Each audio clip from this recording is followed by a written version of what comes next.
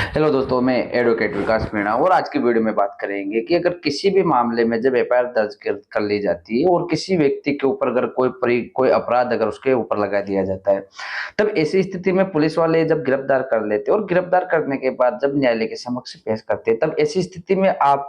किन आधार पर बेल ले सकते हैं और बेल के कितने प्रकार होते हैं। आज की जो वीडियो का मुख्य उद्देश्य है, इस पर बात करेंगे कि बेल कितने प्रकार से आपको दी जा सकती है या बेल जब ग्रांट की जाती है तब कितने प्रकार से बेल को ग्रांट किया जाता है। तो दोस्तों, मैं एडवोकेट विकास मीणा और आज की इस वीडियो में बात कर रहे हैं कि बेल कितने प्रकार से दी जाती है। और आप अगर इस चैनल पर अगर फर्स्ट बार आप विजिट कर रहे हैं तो आप वीडियो को लाइक कीजिए और चैनल को आप सब्सक्राइब कीजिए, जिससे कि हमारी आने वाली वीडियो भी आपको नोटिफिकेशन से प्राप्त होती रहे। तो दोस्तों, बेल के प्रकार में फर्स्ट जो बात करेंगे वो करेंगे रेगुलर बेल के क्या प्रावधान है और रेगुलर बेल किस सेक्शन के अंतर्गत दी जाती है। दोस्तों, अगर किसी भी मामले में जब वो पुलिस किसी व्यक्ति को अरेस्ट कर लेती है और उसके ऊपर कोई भी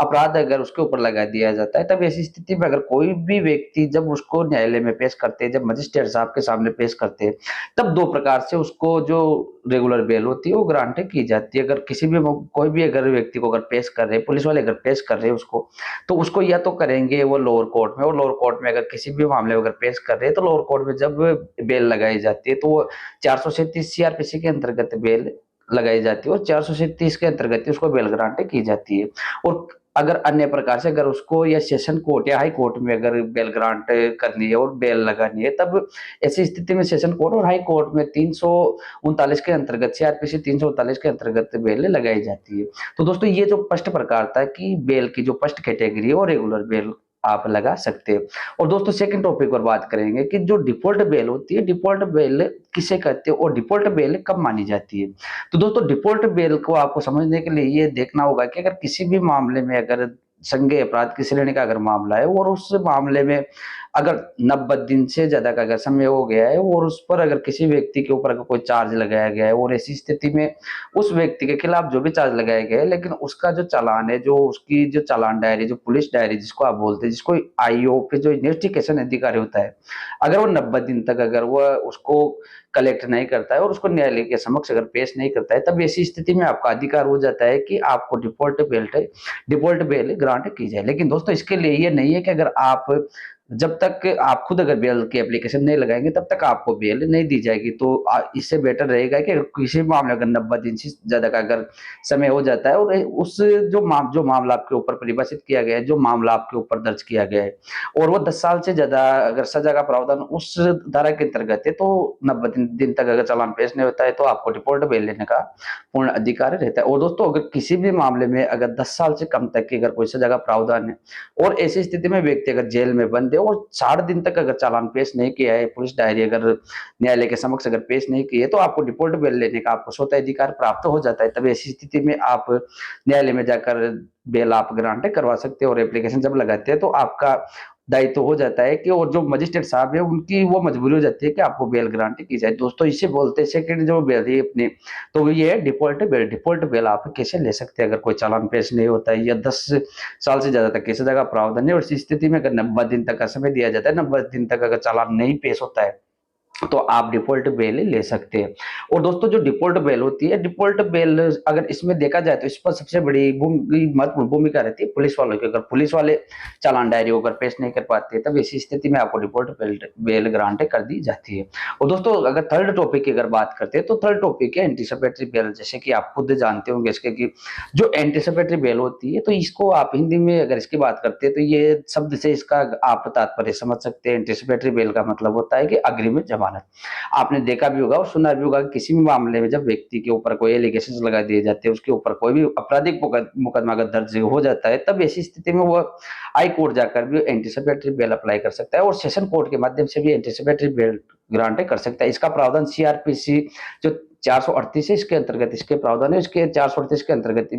ग्रांट की जाती है। तो दोस्तों, जो एंटीसिपेटरी बेल है, इस पर जो एससी एसटी एक्ट है, इसके जो कुछ समय पहले इसके ऊपर प्रावधान कर दिया गया था कि किसी भी मामले में अगर एसटी एससी का अगर मुकदमा चलता है तो एसटी एससी का मुकदमा के अंतर्गत एंटीसिपेटरी बेल का प्रावधान नहीं था। और 2018 से पहले इस पर जो दूसरे जो भयानक प्रकार के जो मुकदमे रहते थे, जैसे बलात्कार की श्रेणी का मुकदमा, रेप की जिस श्रेणी का मुकदमा, तो इन मामलों में भी बेल ग्रांट कर दी जाती थी। लेकिन 2018 के बाद की जो स्थिति को देखा जाए तो 2018 के बाद ये प्रावधान खत्म कर दिया गया है कि अगर किसी भी मामले अगर कोई रेप जैसी अगर कोई घटना होती है या रेप जैसी कोई घटना होती है, तो ऐसी स्थिति में एंटीसिपेटरी बेल का कोई प्रावधान नहीं है। और ये जो 400 जो 38 का जो मामला है, ये पहले अगर देखा जाए तो ये यूपी में लागू नहीं होता था, लेकिन अब ये यूपी में भी लागू होने लग गया है। और जो एसटी एससी का मुकदमा रहता है, इसके ऊपर ये जो दर है ये प्रभाव नहीं रहती और इसके माध्यम से एंटीसिपेटरी बेल ग्रांट नहीं की जाती। और दोस्तों जो फोर्थ पॉइंट है, फोर्थ पॉइंट पर बात करेंगे इंटरिम बेल की, क्योंकि 3 पॉइंट की बात कर ली इस वीडियो पर। जो फर्स्ट पॉइंट था हमारा वो रेगुलर बेल, और सेकंड पॉइंट था वो डिफॉल्ट बेल, और थर्ड पॉइंट था जो इंटरिम बेल। तो तीनों पॉइंट को आपने अच्छे से समझा होगा और आपको समझ में भी आया होगा कि किस प्रकार आप बेल अप्लाई कर सकते हो। और अगर किसी मामले में अगर चालान पेश नहीं होता है, तब ऐसी स्थिति में भी आप बेल ग्रांट करवा सकते हो, क्योंकि आपका क्षेत्र ये अधिकार हो जाता है कि आपको बेल दी जाए। दोस्तों अगर ये जानकारी आपको अभी तक की जानकारी अगर आपको समझ में आई हो तो आप वीडियो को लाइक कीजिए और चैनल को आप सब्सक्राइब कीजिए, जिससे कि हमारे आने वाली वीडियो में आपको नोटिफिकेशन से मिलती रहे। तो दोस्तों जो फोर्थ पॉइंट है, फोर्थ पॉइंट नेक्स्ट वीडियो को नेक्स्ट पॉइंट पर बात करेंगे कि जो इंटरिम बेल होती है, तो इंटरिम बेल किसे कहते हैं। दोस्तों जो सीआरपीसी के अंतर्गत इंटरिम बेल का कोई प्रावधान नहीं है, इंटरिम बेल की कोई डेफिनेशन नहीं बताई गई है, लेकिन इसको इंटरिम बेल को सेशन कोर्ट हाई कोर्ट द्वारा अलाउ कर दिया जाता है। अब इंटरिम बेल की अगर पूरी डेफिनेशन की बात करें तो जब किसी भी मामले में कोई भी व्यक्ति को लोअर कोर्ट द्वारा अगर ये उसके लिए ये बोल दिया जाता है कि किसी भी कोई भी अगर उसके ऊपर आपराधिक प्रकृति का अगर मुकदमा दायर हुआ है और उस पर जब उसको सजा हो जाती है, तब जब आप हाई कोर्ट पर बेल लगाने के लिए जाते हैं और जब आप वहां पर अपीलीय क्षेत्र पर जाते हैं, तब जहां तक आपकी सुनवाई नहीं हो जाती, जब तक आप निश्चित से समय के लिए बेल अप्लाई करते हैं कि इस समय तक मुझे बेल ग्रांट की जाए, तो ऐसी स्थिति में आपको बेल दे दी जाती है। और निश्चित समय का मतलब है कि आपको जो निश्चित टाइम आपने दिया हुआ है कि आपकी जहां तक अगली सुनवाई है, अगली सुनवाई तक आपको जहां तक आपके ऊपर जो आपराधिक प्रकरण है वो साबित नहीं हो जाता, तब तक आपको बेल ग्रांट की जाए। तो ऐसी स्थिति में हाई कोर्ट और सेशन कोर्ट द्वारा आपको बेल ग्रांट कर दी जाती है। दोस्तों जो ये आज की जानकारी थी, जिस पर बात की कि आप किस प्रकार से बेल ले सकते हैं और कितने प्रकार से आप बेल ले सकते हैं। आप 4 प्रकार से बेल ले सकते हैं, रेगुलर बेल, और उसके साथ साथ आप अग्रिम बेल भी ले सकते हैं, डिफॉल्ट बेल भी उसके साथ ले सकते हैं, और इंटरिम बेल भी आप ले सकते हैं। तो दोस्तों ये जो जानकारी है, ये जानकारी आपको समझ में आई होगी, और अगर जानकारी समझ में आई है तो आप वीडियो को लाइक कीजिए और चैनल को आप सब्सक्राइब कीजिए, जिसके साथ साथ आप बेल आइकन को क्लिक कीजिए, जिससे कि हमारे आने वाली जो लॉ से रिलेटेड जितनी भी वीडियो और जितनी भी जानकारी हम आपको प्रोवाइड करवाते हैं, तो आपको नोटिफिकेशन से मिलती रहे। तो दोस्तों मिलेंगे अगली वीडियो के लिए और ऐसी जानकारी के साथ, ऐसी जो कानूनी सहायता के लिए। तो जब तक के लिए जय हिंद, जय भारत, जय संविधान।